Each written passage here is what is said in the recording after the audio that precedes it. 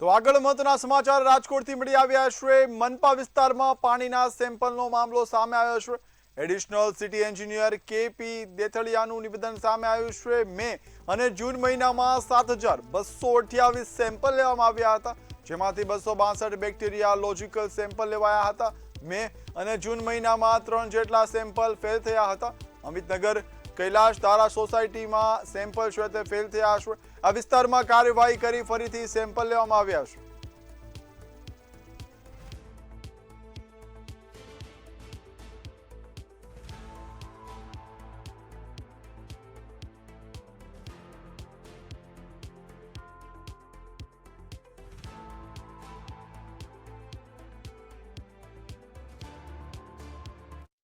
રાજકોટ મહાનગરપાલિકા દ્વારા ત્રણેય વોર્ડમાં ઝોનમાં તેમજ દરેક વોર્ડમાં થઈને રાજકોટ મહાનગરપાલિકા મે જૂનમાં 7228 સેમ્પલ લેવામાં આવેલા હતા, જે રેસિડ્યુઅલ ફ્લોરિન ટેસ્ટ કરતા હોય।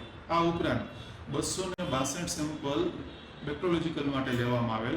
તે પૈકીના 3 સેમ્પલ છે કે વોર્ડ નંબર 1ના અક્ષરનગર, અમિતનગર અને કૈલાસધારામાં એક સેમ્પલ ડાઉટફુલ હતું, એટલે આપણે તરત જ કન્સર્ન એન્જિનિયરને જાણ કરી અને તે રિપેરિંગ કરાવતા હોઈએ છીએ।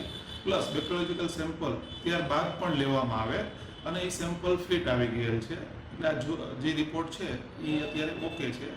આ ઉપરાંત ત્રણેય ઝોનમાં થઈને 7228 સેમ્પલો લેવામાં આવ્યા છે। આ જે સેમ્પલ છે એ 30/5/7/6/20/6 હતા, તે પછી રિપેરિંગ થઈ ગયા પછી પાછા રીસેમ્પલ કરવામાં આવતા હોય છે અને એ રીસેમ્પલ થઈ ગયા પછીની પ્રક્રિયા પાછી હાથ ધરી કે ભાઈ ટેસ્ટ ઓકે આવી ગયું છે, તે પછી અમે પ્રસિદ્ધ કરતા હોઈએ છીએ। એટલે મોડો પ્રસિદ્ધ કરવાનો કે એવો કોઈ ઉદ્દેશ નથી। રાજકોટ મહાનગરપાલિકા દ્વારા આપને ખ્યાલ હશે કે જે અમારા કમિશનર સાહેબ પણ સતત ચિંતિત છે અને તેઓ દ્વારા પણ ઇન્ટર પ્લાન્ટ ઉપર વિસ્તારોમાં પણ ચેકિંગ હાથ ધરવામાં આવેલ છે અને સેમ્પલ પણ ટેસ્ટ કરતા હોઈએ છીએ અને સાહેબ પણ પોતે ફિલ્ડમાં હોય છે। આ ઉપરાંત આપ કહો છો એમ કે ભાઈ આ રીતે કાયમી નિકાલ આવે તો એના શું ઉપાયો, એ પૈકીનું જે જૂની લાઈનો હોય ને ક્યાંય લોકલ કન્ટામિનેશન થતું હોય તો હાલમાં રાજકોટ મહાનગરપાલિકા દ્વારા ડીઆઈ પાઇપલાઇન નેટવર્કનું કામગીરી પણ હાથ ધરવામાં આવેલ છે અને તબક્કાવાર રાજકોટ શહેરમાં ડીઆઈ પાઇપલાઇન નાખવાની કામગીરી કરવામાં આવશે। રાજકોટથી મહત્વના સમાચારની વાત કરીએ। સંબંધોને શર્મસાર કરતી ઘટના સામે આવી છે। કણકોટમાં પુત્રે પિતાની નિર્મમ હત્યા કરીની ઘટના સામે આવી છે। સરદારધામની બાંધકામ સાઇટ પર હત્યાનો બનાવ બન્યો હતો। સગીર પુત્રએ ગળે ટૂંપો આપી હત્યા કરી છે। પિતા માતાને મારતા હોવાનો પુત્રનો આક્ષેપ છે। વારંવાર પૈસા માંગતા હોવાના પણ આક્ષેપ ક્યાંક ને ક્યાંક ઉચ્ચારવામાં આવ્યા છે। સગીર આરોપી પુત્ર હાલ પોલીસ સકંજામાં છે। તાલુકા પોલીસે સમગ્ર મામલે ઊંડાણપૂર્વક તપાસ હાથ ધરી છે।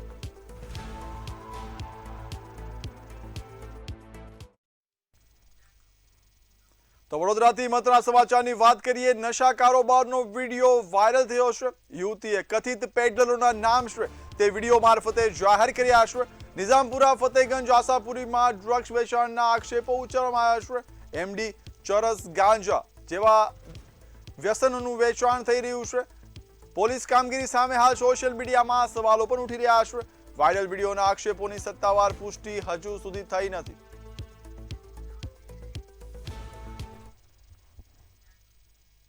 તો વડોદરાથી વાત કરીએ। વિદ્યાર્થીને લોન માટે વર્ષો રાહ જોવાનો વારો આવ્યો છે। સમાજ કલ્યાણ વિભાગની બેદરકારી સામે આક્ષેપો ઉચ્ચારવામાં આવ્યા છે।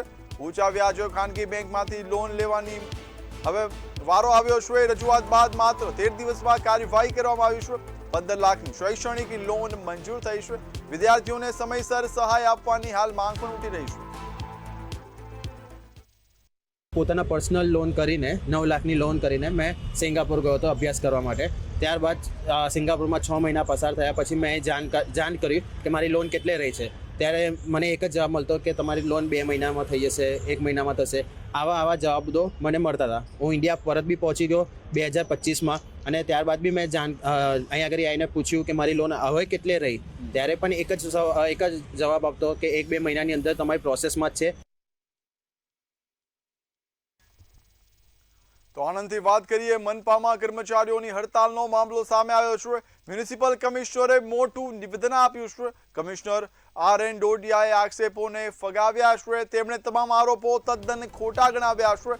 કર્મચારીઓ સાથે મળીને બેઠક યોજીશું તેવું કહ્યું છે. તમામ ફરિયાદો હવે શાંતિથી સાંભળવામાં આવશે તેવી ખાતરી પણ આપવામાં આવી છે.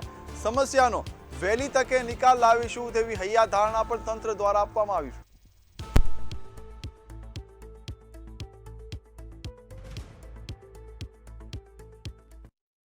પણ મેં જાણ્યું છે કે એમની જે રજૂઆતો છે એ તદ્દન ગેરવાજબી છે.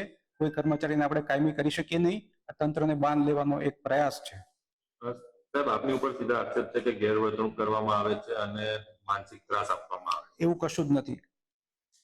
સાહેબ, મુખ્યત્વે સ્ટાફનું એવું પણ કહેવું છે કે સ્ટાફની અછતના કારણે જે એક્ઝિસ્ટિંગ સ્ટાફ છે તેમના પર કામનું ભારણ ખૂબ જ વધારે પ્રમાણમાં વધી ગયું છે. ને આપણી પાસે પૂરતા પ્રમાણમાં સ્ટાફ છે અને જરૂરિયાત મુજબના આપણે આઉટસોર્સથી સ્ટાફ પણ લઈએ છીએ. તો મહેસાણાથી વાત કરીએ. જર્જરિત પાણીની ટાંકી તોડી પાડવામાં આવી છે. મંગલ પાર્કમાં 25 વર્ષ જૂની ટાંકીને તોડી પાડવામાં આવી છે. 3 લાખ લીટરની ઓવરહેડ ટાંકી હતી. સુરક્ષા માટે તંત્રએ ડિમોલેશન હાથ ધર્યું છે. ભારે મશીનરીથી ટાંકીને સફળતાપૂર્વક જમીન ધ્વસ્ત કરવામાં આવી છે. ટાંકી તૂટતા સ્થાનિકોએ રાહતનો શ્વાસ પણ લીધો છે. કોઈ અકસ્માત વિના કામગીરી છે તે પૂર્ણ થઈ છે.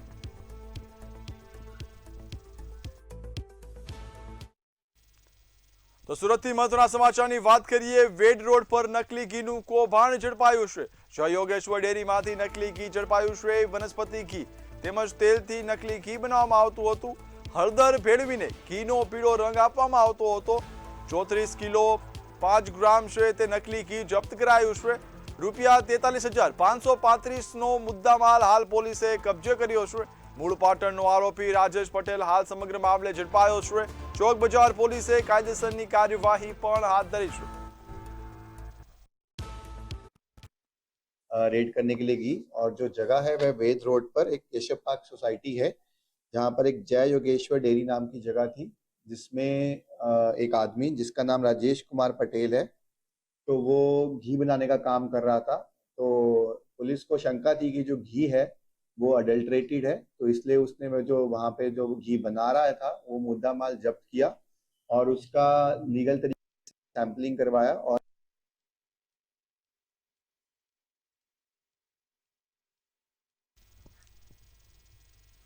તો હવે નજર કરીશું અન્ય સમાચાર પર. ગાંધીનગર જિલ્લાના વેડા ગામના ચામુંડાનગરમાં વર્ષોથી પાકા રસ્તાની સુવિધા ન મળતા ગ્રામજનોએ વિરોધ નોંધાવ્યો છે. ચોમાસામાં કાદવ અને ખરાબ રસ્તાના કારણે વિદ્યાર્થીઓ, દર્દીઓ અને સ્થાનિકોને ભારે મુશ્કેલીનો સામનો કરવો પડી રહ્યો છે. ગ્રામજનોએ માણસા મામલતદારને આવેદનપત્ર આપી તાત્કાલિક રસ્તાનું કામ શરૂ કરવાની માંગ કરી છે. બાદમાં ગાંધીનગર કમલમ ખાતે પહોંચી ધારાસભ્ય જયેશ પટેલ વિરુદ્ધ સૂત્રોચ્ચાર કરીને વિરોધ પણ વ્યક્ત કર્યો હતો.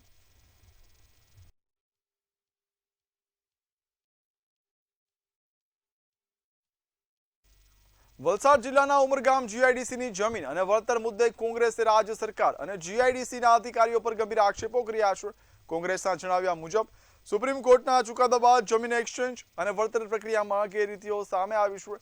પક્ષે સમગ્ર મામલે પારદર્શક તપાસ, જીઆઈડીસીની નીતિઓની સમીક્ષા તથા ઈડી અને સીબીઆઈ દ્વારા તપાસ કરાવવાની માંગ કરી છે.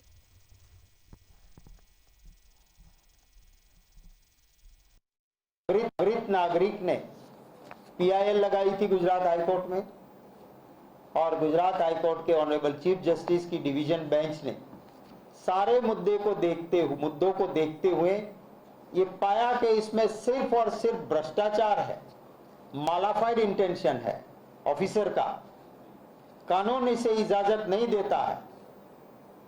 और गुजरात हाईकोर्ट ने जजमेंट दिया कि 20 प्लॉट दिए हैं उसको, उस डिसीजन को सेटिस्फाइड किया. वो 20 प्लॉट जिसको मिला था वो ऑर्डर कैंसिल किया और साथ ही साथ स्ट्रिक्चर पास किए कि जीआईडीसी के ऑफिसर का ये मालाफाइड इंटेंशन था. उसके सामने सुप्रीम कोर्ट में जो जजमेंट आया उसने रीइटरेट किया कि जो गुजरात हाईकोर्ट ने कहा है वो बिल्कुल सही है. અમદાવાદના શાહીબાગમાં લગ્નનું વચન આપી મહિલાને છેતરપિંડી અને શારીરિક શોષણનો ગંભીર મામલો સામે આવ્યો છે. ફરિયાદ મુજબ આરોપીએ મહિલાનો વિશ્વાસ જીતી લાખો રૂપિયા લીધા હતા. શારીરિક સંબંધ બાંધી ગર્ભવતી બનાવ્યા બાદ ત્યજી દીધી હતી. પોલીસે આરોપી રાહુલ લાલજીભાઈ આહિર ગાવાની ધરપકડ કરી વધુ તપાસ શરૂ કરી છે. જિલ્લાના રહેવાસી છે અને અમારા ફરિયાદી છે એ પણ બોટાદ જિલ્લાના જ રહેવાસી છે અને આમ રિલેશનમાં પણ એ લોકો થાય છે. એટલે એ લોકોએ સાઈબાગ પોલીસ સ્ટેશન વિસ્તારમાં જે પીજી ને એની આજુબાજુમાં એક સોસાયટીમાં રહેતા હતા ત્યારે એ લોકોએ લિવ ઇન રિલેશનશિપ કરાર કરેલો છે માર્ચ 2026થી અને આશરે 2023ના સમયથી આ લોકો એકબીજાના પરિચયમાં આવેલા છે.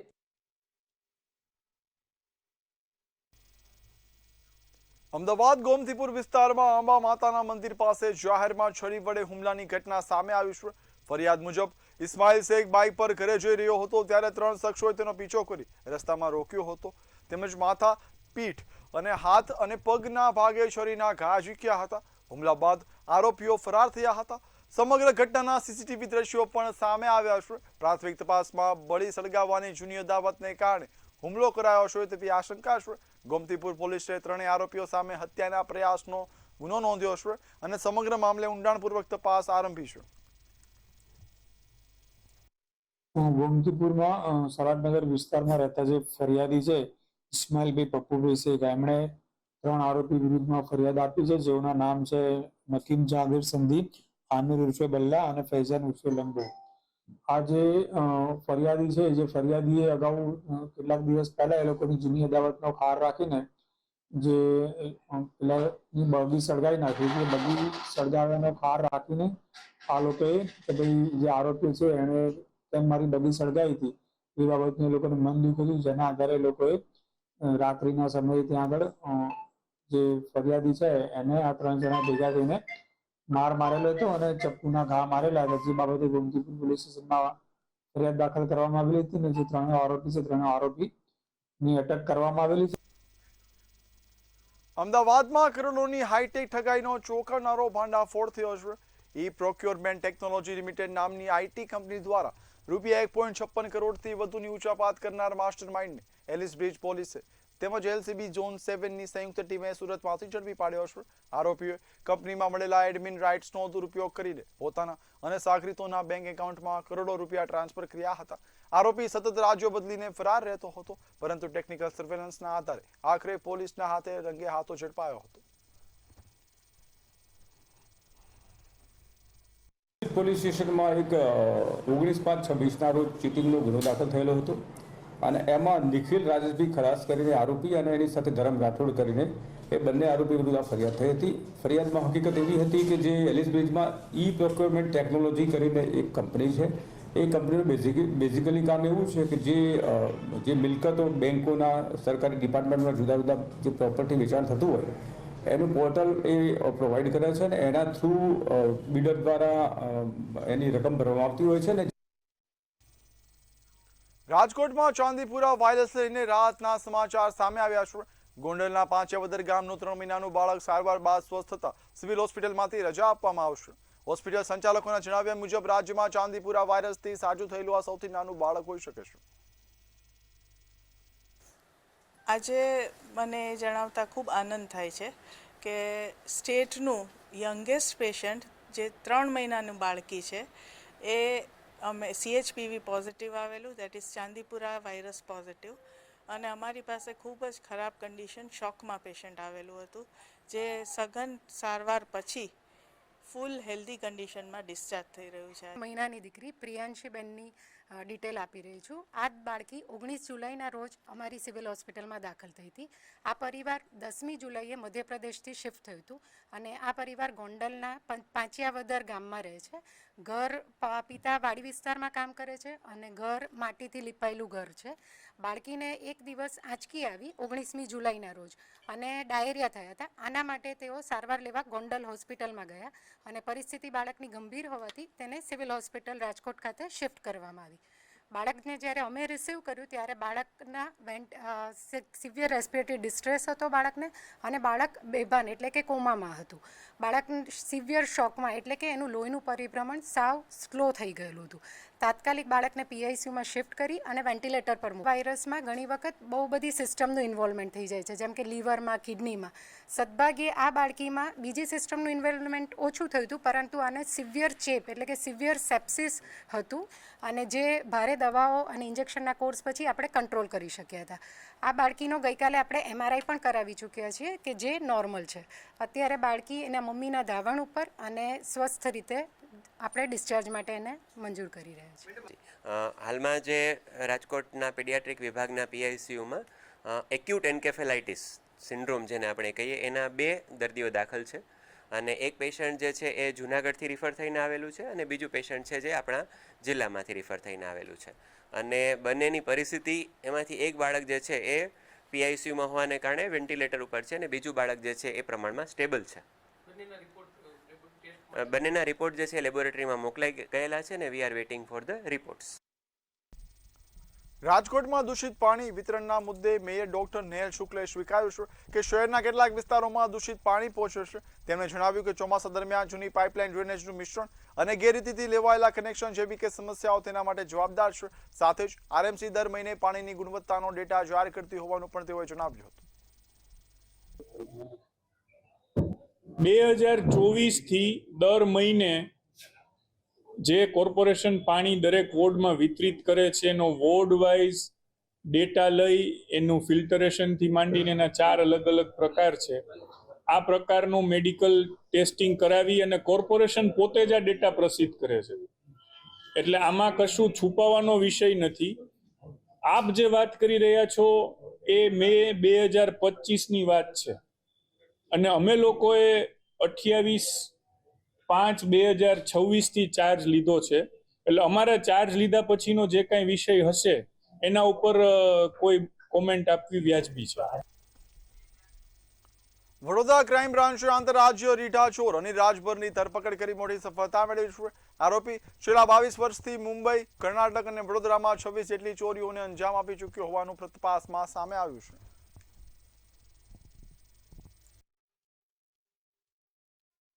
हमारे सयाजीगंज विस्तार में एक तासिब कॉम्प्लेक्स नाम की एक बिल्डिंग है, जिसके 3rd फ्लोर पे एक मकान में जो है उसका ताला तोड़ के और वहाँ से करफोड़ की घटना को जो है अंजाम दिया गया था. तो उसमें जो विगत बाहर आई थी उसमें ऐसा था कि जो ओनर थे वो बाहर थे 2-3 दिन से, और एक लॉकर जो है एक आरोपी जो है लेके गया था, जिसमें लगभग 51 तोला सोना और 400 ग्राम जितनी चांदी की प्लेट और 40,000 जैसा रोकड़ा जो है सामने आया था कि इतना वो लॉकर के साथ ही उसको ले गया है.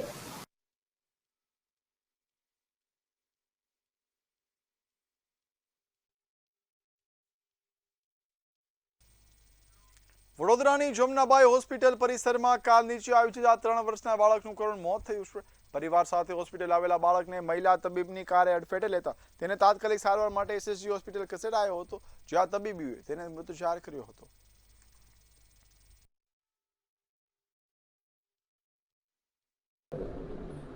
આજે અમારા જાણ મુજબ સવારે ડૉક્ટર ગુડિયા પ્રમોદ કુમાર સિન્હા ડ્યુટી પર અહીં હોસ્પિટલ ખાતે આવી રહ્યા હતા, ત્યારે એમની ગાડી, અહીંયા એક બાળક કામ કરતું હતું, એ બહાર રમતું હતું, તો એની ગાડી નીચે આવી ગયા અને થોડુંક હેડ ઇન્જરી જેવું થયું હતું.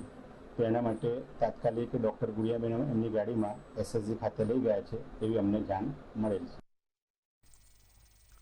સુરત ગ્રામ્ય પોલીસે ઓલપાડ તાલુકાના પૂરગ્રસ્ત પરિવારોને રાહત પહોંચાડીને માનવતાનું ઉદાહરણ પૂરું પાડ્યું છે.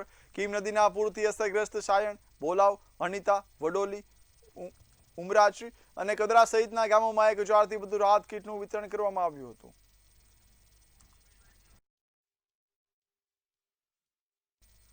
મહેસાણા LCBએ વિજાપુર તાલુકામાં સાબરમતી નદીના દુર્ગમ કોતરોમાંથી ડ્રોન કેમેરાની મદદથી હાઈટેક ઓપરેશન હાથ ધરી દેશી દારૂની ભઠ્ઠીઓનો પર્દાફાશ કર્યો છે. ડ્રોન સર્વેલન્સ બાદ પોલીસે 4થી વધુ ભઠ્ઠીઓ પર દરોડા પાડી આશરે ₹65,000નો દેશી દારૂ બનાવટનો વોશ નષ્ટ કર્યો હતો. સ્ટેશનની હદમાં આવેલા ભાતીપુર ગામની સીમમાં નદી પટ ખાતે LCB PI શ્રી કામળિયા સાહેબ અને તેમની ટીમ તથા લોકલ પોલીસ સ્ટેશનના મારફતે ભાતીપુર ગામની સીમમાં અલગ અલગ જગ્યા દેશી દારૂની રેડ કરવામાં આવી હતી, જેમાં સરકારી ડ્રોન કેમેરા મારફતે વિવિધ જગ્યા કેમેરા મારફતે ચેક કરતા 4 જગ્યા ઉપર રેડ કરી સફળ કેસ કરવામાં આવેલા હતા, જેમાં 4 કેસો વિજાપુર પોલીસ સ્ટેશન ખાતે રજીસ્ટર કરવામાં આવેલ છે. નકલી પનીર અને ચીઝના વધતા વેચાણ સામે મહારાષ્ટ્ર બાદ હવે ગુજરાતમાં પણ ભારે આક્રોશ ફેલાયો છે.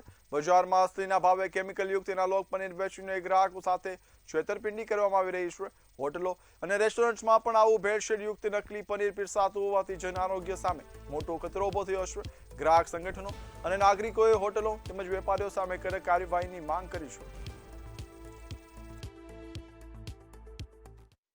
સાહેબ, જેવી રીતે ત્યાંના અધિકારીઓએ પબ્લિકનો વિચાર કરી અને આ જે પ્રતિબંધ મૂક્યો છે એ સાચો જ છે, અને સાથે સાથે આપણે પણ જો આ વસ્તુ થાય તો ખૂબ જ સારું છે.